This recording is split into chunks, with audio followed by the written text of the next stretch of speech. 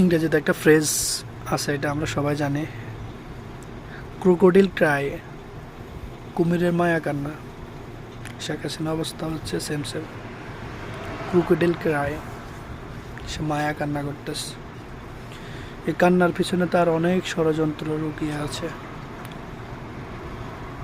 বাংলাদেশের 18 কোটি মানুষকে এভাবে কান্না করে করে তাদের আবেগকে কেড়ে নিয়েছে।